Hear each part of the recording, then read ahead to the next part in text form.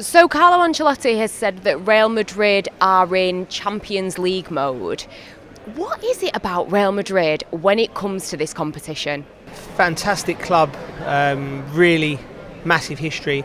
I think, with being pragmatic or being crass, he's like, they've always had the best players because they've been the biggest club, the King's club in Spain. Financially, they've always been a powerhouse, and all the best players from the Galactico eras. So they've always had the money to win this tournament, and this is where they judge themselves on. If you go to Real Madrid and you don't win Champions League, you're seen as a failure in that club. They're massively high standards. But but this particular team and Carlo, incredible what they're doing. Young, great, energetic young players mixed with a core of senior players who've been there and done it. A manager who's as experienced as anyone we've ever seen at this competition, and they will be probably massive favourites come the start of the game. But anything can happen. Jude Bellingham, he's been voted La Liga's Player of the Season. He's been absolutely amazing for them. But has he almost exceeded your expectations as to how good he's been? I knew he'd get to this level eventually because of the potentials there, but to do it as quickly as he's done it, he has surprised me. He's the kid that surprises everyone all the time. He just keeps getting better and better and better. I think he was a little bit quiet in the semi-finals by his high standards, but I think big players play on big stages, and I think tomorrow could be his time. If Jude Bellingham turns and plays to the level that he can play, I think that's enough for Real Madrid to win the game. And do you think that Bellingham, has a few seasons at Real Madrid, wins a few Champions Leagues, a few La Ligas? Could we see him then maybe move into the Premier League? Well, he's at the pinnacle of football, isn't he, Real Madrid? We're lucky we've got him for our national team, and his journey will be where his journey will be. But if I was advising him, if you're playing regularly in the Champions League finals and you're playing for Real Madrid, that's where you can't get any higher. So we'd love to see him in the Premier League, but it'll have to be a very ambitious owner to prize him away from Real Madrid at some point. He's at the pinnacle of football. And of course, all eyes will be on Bellingham for England and a certain Mainoo. Now, you yourself were known to be a bit of a wonder kid. What's your reaction been to just how amazing these players have been? And do you think that it was the right call for Mainoo to be in the provisional England squad?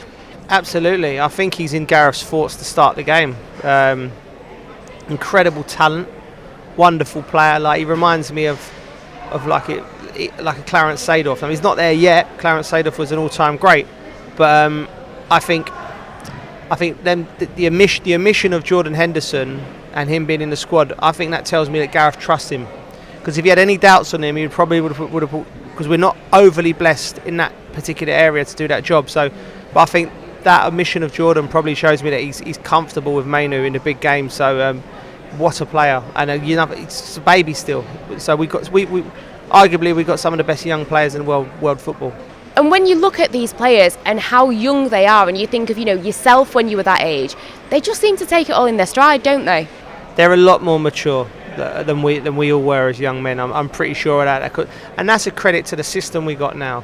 Not only is the system playing football in the right way, and it's preparing boys in these academies to become superstars. You know what I mean? And also, arguably, could do better at preparing them. For the ones that don't make it. That's something I think still needs to be adjusted. But in terms of creating footballers who are intelligent, well-rounded, good footballers, and some great footballers, I think our system's fantastic for that. And I look at any of them 18, 19, 20, and they're miles ahead of what we were. I really believe that in terms of maturity, and it's credit to all the clubs and all the coaches that have worked with them. And if you had one piece of advice for them, what would it be?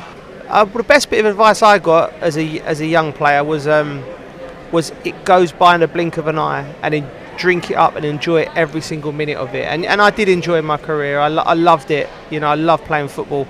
But that was told to me, and I think that's, if you do that one thing, you'll come out the other side with more positive memories than not. Now, Chelsea, I've got to ask, what was your opinion? What was your reaction to Mauricio Pochettino departing from the club? Well, I thought that the decision to part ways, I don't think was right. But I've said that about the last 5 Chelsea managers. From Thomas Tuchel, Frank Lampard, Graham Potter, Frank Lampard again, and now Maurizio. That's 5 people in charge in 2 years. So I always advocate for that. But the owners, it's their club. They want to do what they want to do, and I think from everything I hear about Enzo, is he ticks every box. If it is Enzo Maresca, we're still waiting on confirmation. All the reports seem to think it is. But he's everyone I speak to who's worked with him says how good he is. So that's always a good sign. And we'll see. The time will tell with this project. So far, the owners probably haven't got back the return on the outgoings that they would have wanted. But we have to stick with the process, if you like, and the process is a young, hungry, vibrant manager to work with these young players, and we go again. And European football back at Stamford Bridge is important as well. And of course, in that Chelsea team are 2 superstars, Cole Palmer and Conor Gallagher.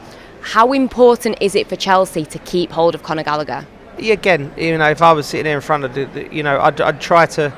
If I was sitting in front of the owners, I'd be telling them, Conor is arguably the most important player in that dressing room in terms of what he brings to the club. He understands the club. This is before you even start talking about his performances on the pitch, because I think the last 5-6 games everyone played really well. Everyone was playing well. Players come off the bench affecting games. But during the difficult times, that's when you see what a player's work really worth. When the things are not going well, and Conor was always there, available, driving his team on, going and being brave, getting on the ball. I think he's vital for the club to keep him. I don't understand the financial side of it. I know there's a benefit to selling players from the academy, and I'll admit, hands up, I don't understand that side of it. But if you are from a purely footballing perspective, he's in the top 3 most important players in that dressing room.